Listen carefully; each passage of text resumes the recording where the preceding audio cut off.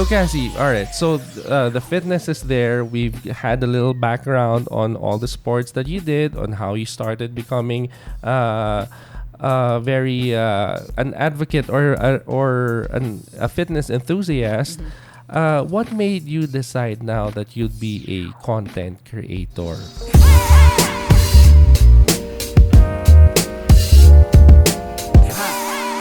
What made you decide now, okay, it's time that I upload? Because I'm not sure. I just checked. I'm not sure if there's some discrepancy on the numbers. But I did check your channel, and then it was created in 2006? Yeah, dude, 2006. 2000. And I take it that it was dormant for some time? It was dormant. So, like, YouTube came out around that time. Yeah. Right? Yes. About 2006, Yep. 2007, where people were really starting to upload things. And before, I only used to watch or use YouTube to watch music videos over and over and over again. Like, same here. Like Beyonce's Irreplaceable. Back then in college, I was like, paulit-ulit. Like, that's it. I just wanted to watch that, just like I used to do when I watched MTV and Channel V. And Channel V. Is Channel V still around? I don't think so. And also, no one really watches TV anymore. They watch this content. I actually don't have TV. Yeah, because you can finally choose what you want to watch, what interests you the most. That's true. So, like, I've always wanted to be in front of the camera ever since I was a kid. It's just that, I guess when I was a kid, syempre nahihiya ka na parang, ay, gusto ko maging artista or host or something. Until it came to the point where I was old enough to actually apply myself and I could do that. So that's how, like, I became a courtside reporter, because, like, I sent in my resume for that. And it was funny because I've always been an introvert. Like, people don't believe me now meeting me, but di halata. So I was born an introvert, still am, but now I'm an ambivert because I've trained myself. What's an ambivert? I know. An ambivert. Yeah, what is this? Parang a frog ba to? Amphibious. Na extrovert. Ano yung ambivert? That's it. That's exactly it. So you're an introvert and an extrovert, but you can switch to one or the other given what you need at that given moment in time, that present being. So I'm an introvert by nature, but when I need to, just like we're doing right now, and when I do my events hosting or when I'm in front of the camera, then my extrovert qualities that I've needed to develop, they come out. So this was trained. Okay. So naturally, I'm an introvert. Okay. And I'm very, like, I'm a deep thinker, very analytical. And I, like, think of all these ideas and creative stuff. Like Lester and I were talking a while ago, like, you know, when it comes to thinking of content, I would go, that's my gift. Actually, the post-production is where I need help. So all that's where the execution is where I need, like, people to help me with that, because it takes me like 16 hours to edit my vlog. 16 hours. Parang export like time lang naman namin. So oh my gosh, way back then when I first started my YouTube channel in 2006 and 7, that's how long it took to export on the desktop. Using Windows Movie Maker. And my very first upload there was a travel vlog. My gosh, if I continued that, I'd be super big right now. Like Nigga Higa and you know what, we were thinking about that. But honestly, even if we've had a few guests who started early, kahit mga late 90s, it still wouldn't be the right time. That's it. It's all about timing. Yeah. So okay, so more than anything, as a content creator, you started mainstream. You started out as a courtside reporter first. Is that correct? So traditional modes media is really where I learned, like, my chops and got my chops. Because during that time, YouTube wasn't a thing yet or a career. It was just like, oh, this is a hobby. My vacation video or whatever I want to do, I'll just upload it here so my relatives in the States can see it. And my little sister then, like, she was 5, so everyone wanted to see her videos of her, like, singing Reflection and Part of Your World and stuff like that. So, like, that was there. And also my dad said, oh, YouTube, that makes perfect sense because it's your channel. That means you could upload whatever you want. So that gave me the idea then.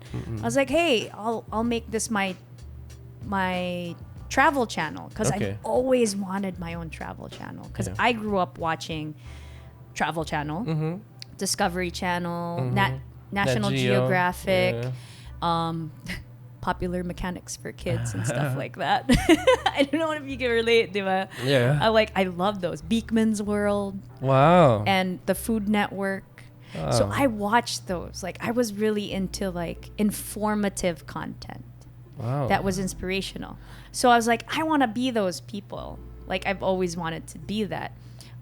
So when YouTube came out, I was like, "Ooh, finally I can." Mm-hmm. Even though I was already a courtside reporter then. But when you're in traditional mode of media, you can't call the shots. Yeah, you can. You know? You can't create your content. And you have to listen to whatever the... Floor director. Yeah. Mm-hmm. And the executive producer wants it to be like. Yes. You can't put your own spin on things. You can't put your own flavor, Yeah. your characteristics or your personality to come out. Yes, because there are sponsors. Exactly. Mm-hmm. So, okay, started uploading on YouTube. Taught myself how to edit on Windows Movie Maker myself, and Okay. I was super proud of my first ever video that was like 2007. I like made 100 islands. Yeah. Bisita kami doon, Is vacation there. Is it on Caspiration? It's Nah. it's there, but during that time they didn't have music where the copyright thing and whatever. Yeah. So they took down the music. They took down the music. But let's get But the yeah, you could see it. It's there. It's Yeah. just that wala na siyang music because I put para hindi ka ma-copyright strike. Yeah. Yeah. Pero Cassie, I just want to get the chronological order. So at first you were a courtside reporter and you weren't doing YouTube yet.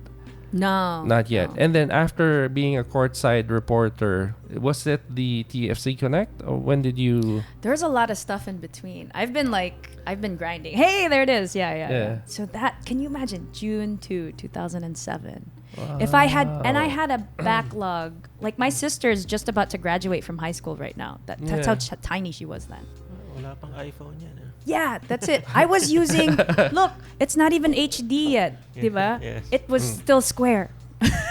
I used yung maliit na like Sony digital camera na pinadala na galing na States. Hindi ko na inabot to. iPhone 5 na kasi ako nung... I'm kidding. Yeah. And look, I already had an idea of what it sort of would look like a TV travel show thing. And I had, when I was in post-editing, I would do the voiceovers as well on the same digital camera. You already had the vision at that time. Yeah, the vision. Okay, so as you were saying, you were a courtside reporter and then a few jobs. Also, when you say those, you did a lot in between. Are those also media jobs?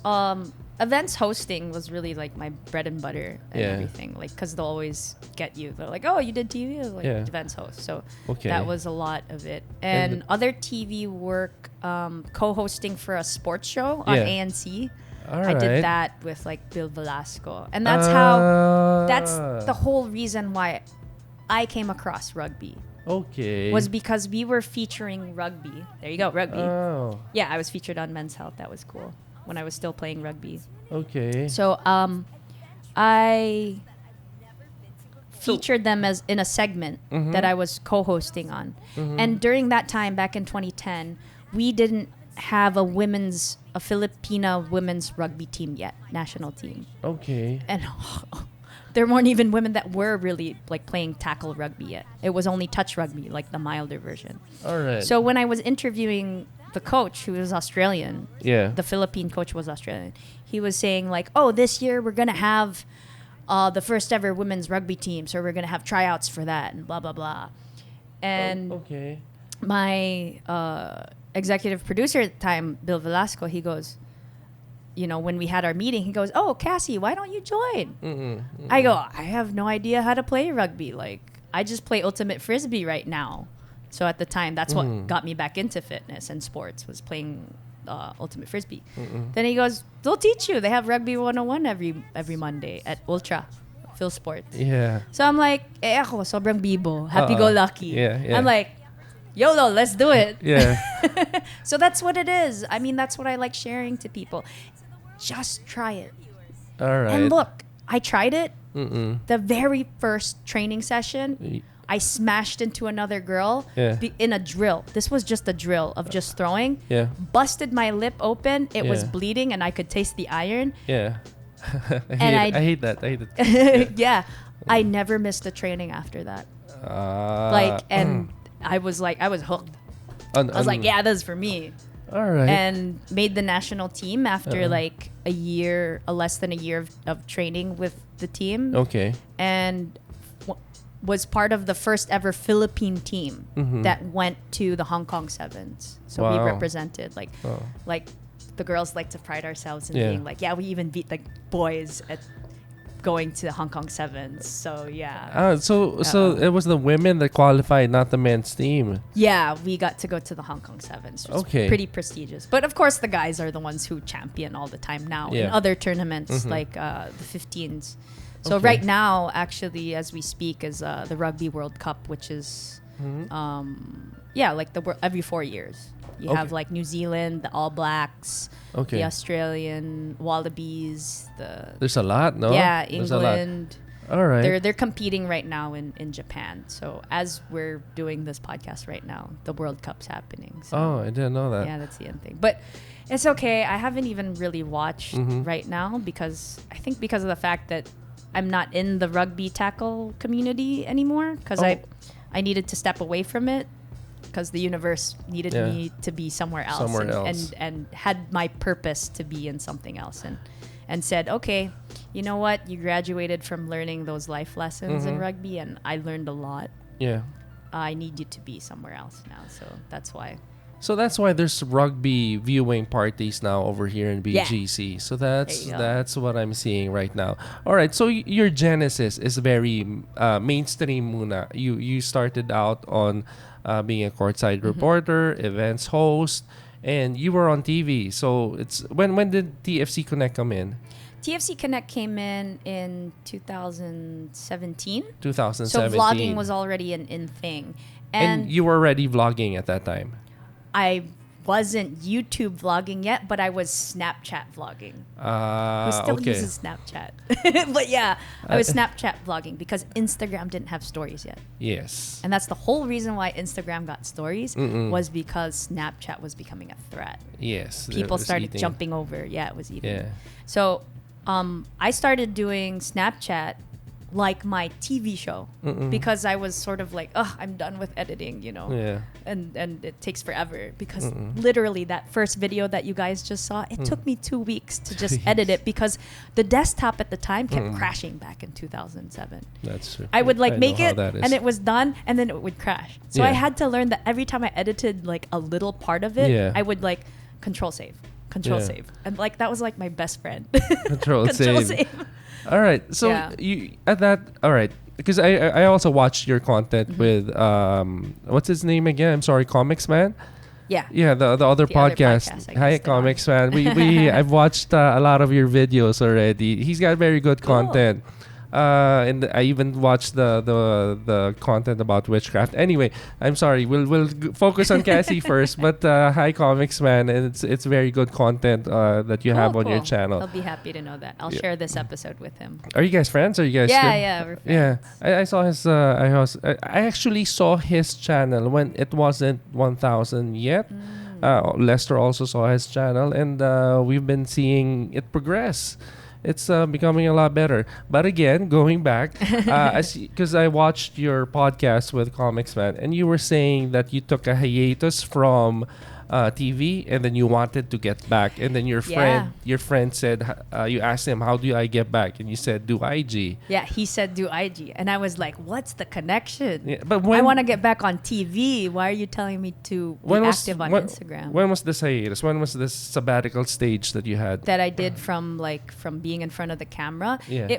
When I started getting really serious about rugby, so 2010 up until 2014, I was like, I just want to like really play rugby and represent the Philippines and get medals and like this is probably my destiny and everything, like my main passion at the time, and this is what's gonna be considered like what I leave to the earth and my greatness. This is what Cassie Umali is known for. Like she was the rugby player, the legacy, right? Yeah. And so nataenga yung career ko because all I was just about rugby. Like training, and that's what really got me into being my fittest state. What year was this? like 2010 up until 2014. Okay.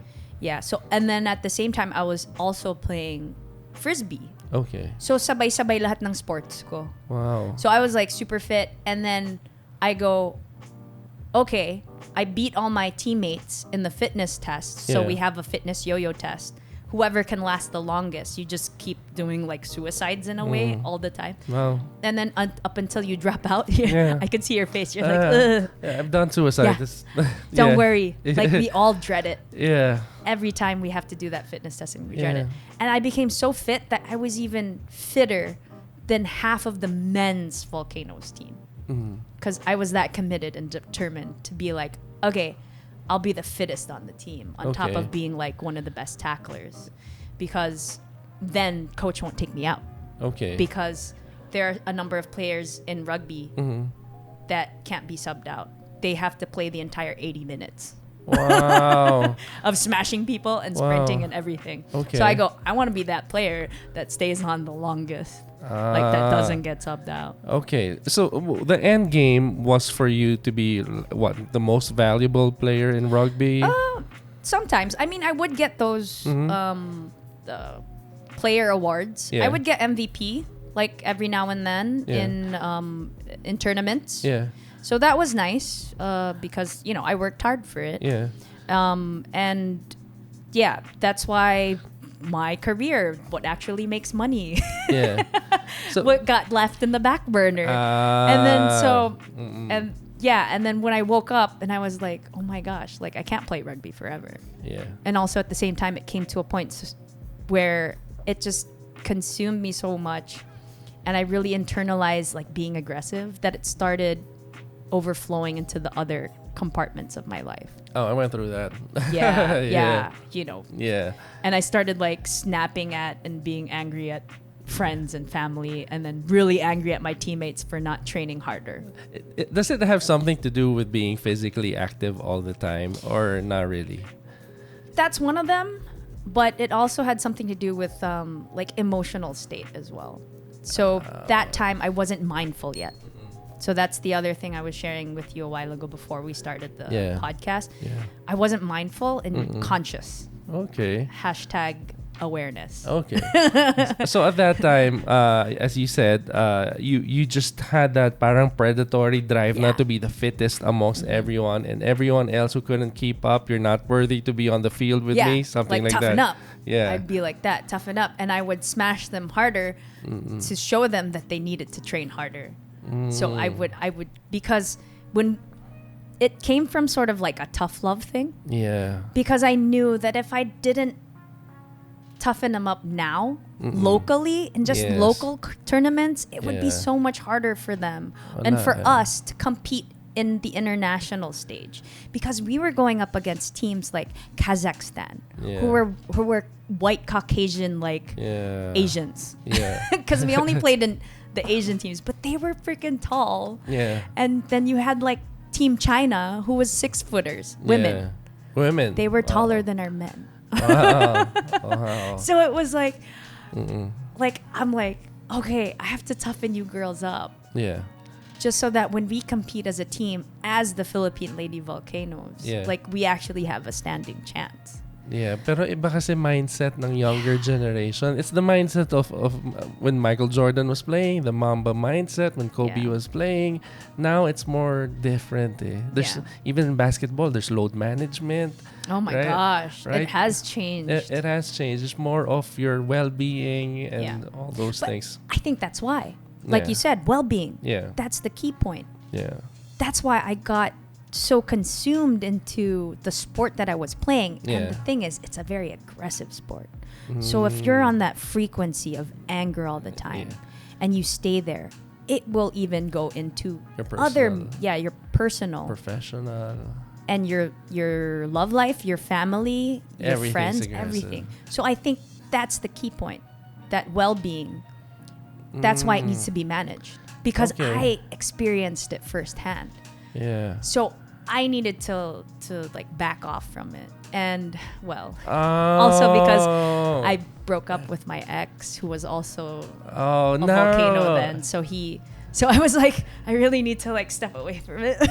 Now I understand you more. Because as you're saying, all right, I get it. I get it. It's just an epiphany for me now. Now I understand. I understand cool. it better. You got a piece of enlightenment. So if you have to harvest the aggression every single day, and you have to be on that frequency, it becomes you. Yeah, and you can't unplug. You can't detach from it. I couldn't. I didn't learn how to. Okay. For me, it was just like, this is what I want to do. So I started like, it became me. It became my personality. Okay. And when I finally woke up and I was like, why am I so angry? Yeah.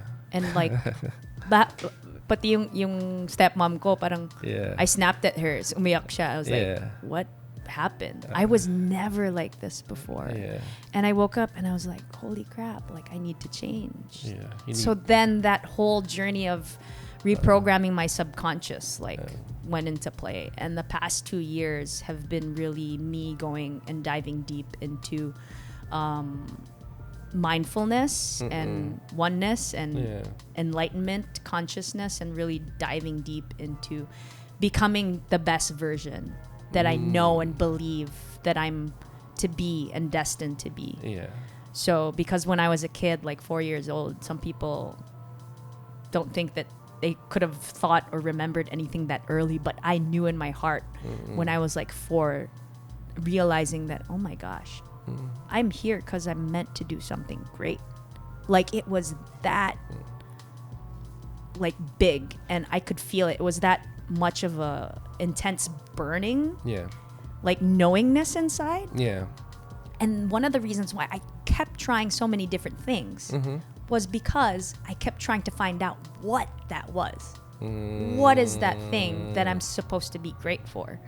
At least, you know what? It was sports, not relationships. Because it could have been relationships.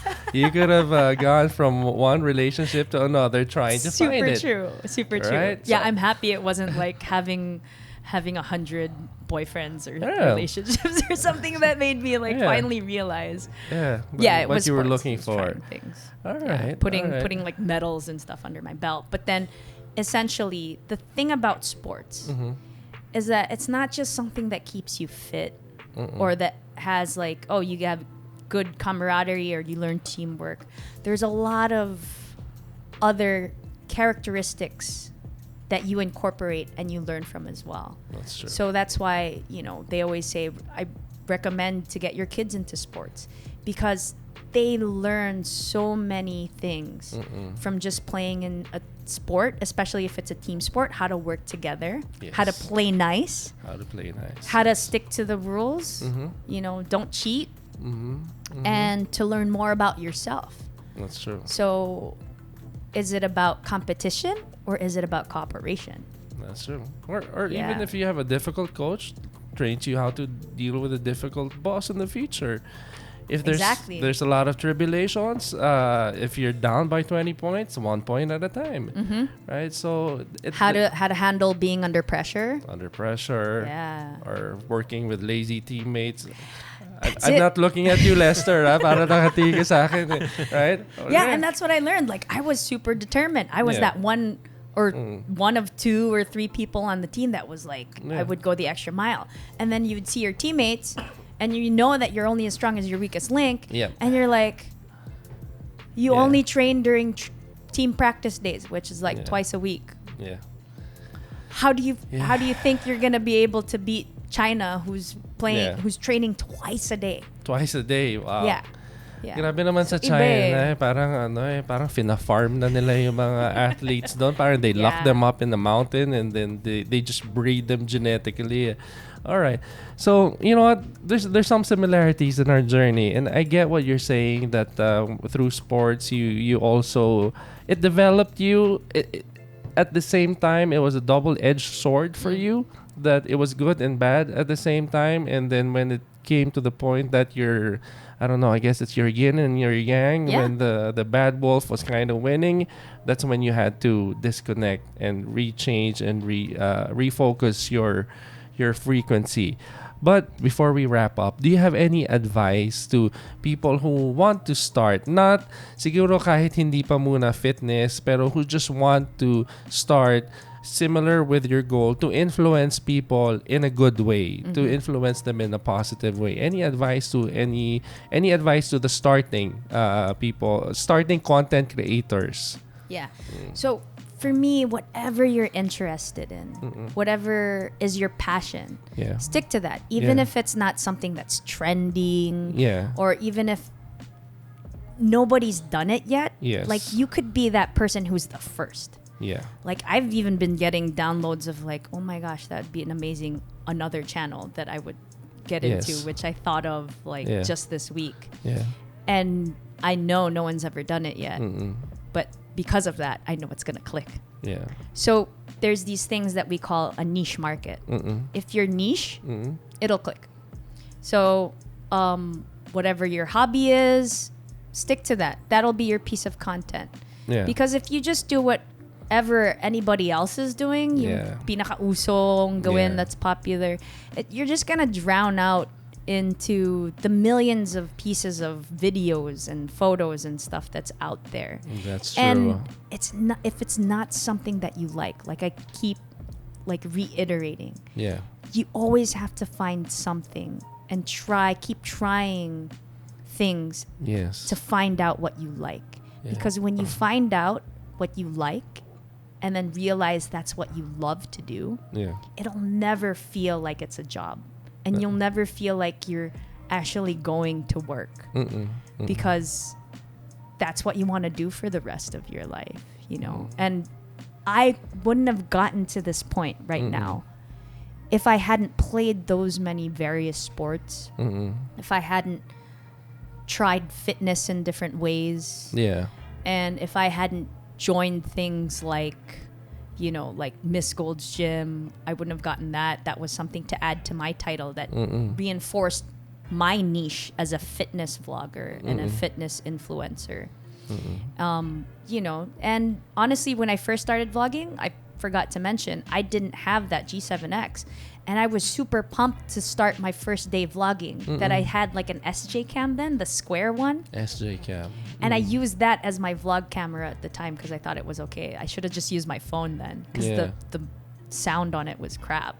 It was really bad. And I shot my first vlog like, which I didn't edit because it was that bad of a quality. So your phone is like your best friend. And it already has a front cam. Yeah. So you just, you know, talk into it. Tell them and tell your audience. Yeah. You know, whatever you're passionate about. And if you don't know what it is, hey, your vlog could be, you know, you finding out what your destiny is and what your purpose and your meaning in life is. That's a good suggestion. That's a very good suggestion. Are there a lot of fitness vloggers now? No, that's why I always share to people. I was like, if ever there's going to be a brand that's going to be like, hey, we need a fitness vlogger. That's you. I want me to be the first name that pops up. That's good. Yeah. That's good. Wow. You know what? Not everyone can be like you, Cassie. You have sage-like wisdom now, and it's something that you've accrued through time and through experience. Kasi minsan, ang dami ng motivational speakers ngayon. And you notice, pilit na pilit minsan. With you, what you share, the wisdom and the knowledge you share, you can see that it's really been cultivated and brewed through time. And it's not just that. It's nice to see brains behind the aesthetics. Because in IG there's a lot of there's a lot of fitness chicks now, and then if you watch them or listen to them talk, there's not much substance. So we're really very lucky to have Lester, swerte tayo, we really get the pioneers in YouTube. No? So right I now, love being the pioneers. yeah, so now at least we have the pioneer fitness vlogger, Cassie. All right, Lester, time to take us home before you have a difficult time exporting. Okay, let's go home. So, memory keepers, thank you so much for watching our Spill the Beans podcast. Kung nagustuhan nyo to, please do like and share and subscribe on this channel. And i-click nyo rin yung notification bell para ma-notify kayo sa mga bagong upload. And then to Cassie, thank you so much for coming here on our Spill the Beans. Cassie. You're welcome. Thank you for the invite. To the memory keepers and the future subscribers, we'll put the link of Cassie's channel in the description box below. Please subscribe, like, and ano pa ba yun, Street? Ano yung natutunan mo sa workshop? Share. They have to share. No? Sharing is caring. Sharing is caring. So it'll be in the description box, and please do subscribe. That's the goal of Spill the Beans. We will be able to introduce more channels to you guys. Yes. All right, Lester. Cool. Okay, so memory keepers, we'll see you on the next podcast. Thank you for watching, guys. Thank you for coming. We'll see you on the next one. Bye.